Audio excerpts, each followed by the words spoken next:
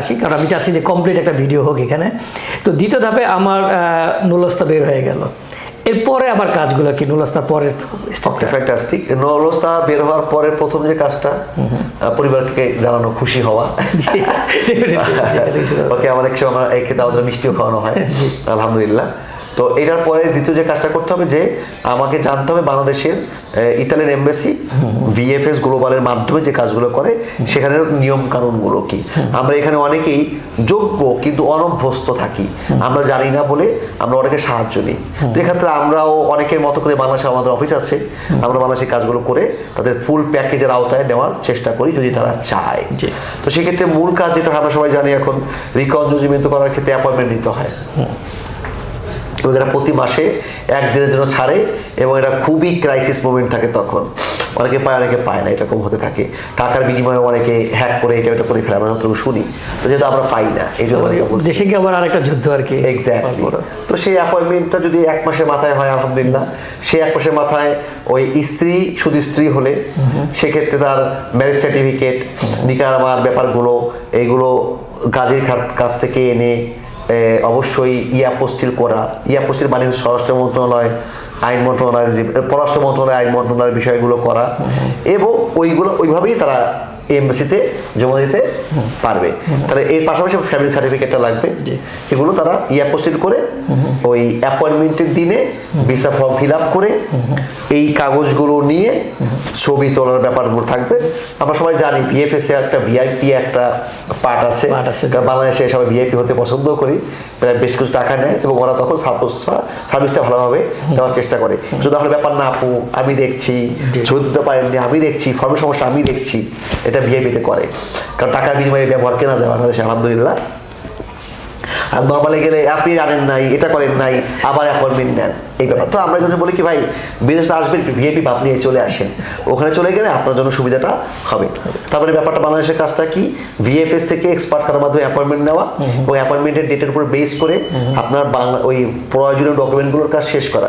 শুধুমাত্র husband wife হলে তাদের ফ্যামিলি সার্টিফিকেট, ম্যারেজ সার্টিফিকেট, নিকানামাগুলো করা এবং অ্যাপোস্টিল করা, ওকে।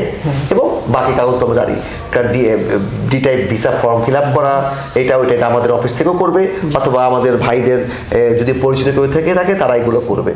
আর যদি বাচ্চা থাকে সেক্ষেত্রে বাচ্চার বার্থ সার্টিফিকেটও থাকতে হবে, আর যেগুলো বললাম বাবা মায়ের ম্যারেজ সার্টিফিকেট, এটা ফ্যামিলি সার্টিফিকেটে বাচ্চার নামে ঢুকে যাবে। এভাবেই আমরা একটা অ্যাপয়েন্টমেন্ট দিয়েই একটা পরিবারের নুলস্তা আবেদন করতে পারি, ভিসার আবেদন করতে পারি।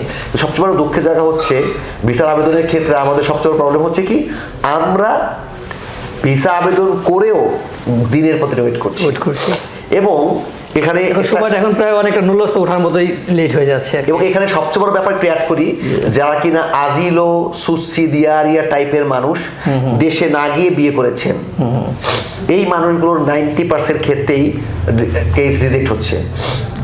কারণ তুমি কিভাবে বিয়ে সই করলা কিভাবে কাবিননামার উপরে, যেখানে তুমি ছিলাই না। কারণ আপনি জানেন সবাই যে এই ধরনের ক্ষেত্রে কিন্তু ভিএফএস ওই এখানে যে থাকে তার পুরো পাসপোর্টের কপি চায় বিয়ের পরে, যাতে করে বুঝতে পারে তারা যে বিয়ের পরে এই সে দেশে কয়বার আসছে আসে নাই, বিয়ের দিনে ছিল কি ছিল না।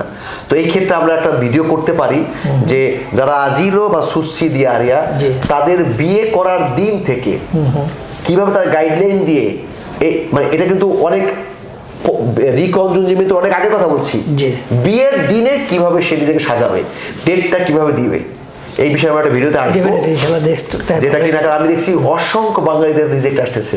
একজন আমার ভাই আছে, ভাই নামটা এই মধ্যে আসতেছে না মাথায়, খুব ভালো মানুষ ভাই আমার, সিলেটের মানুষ, ওরা ওয়াইফ বাচ্চা 1.5 বছর পরে রিজেক্ট দিছে।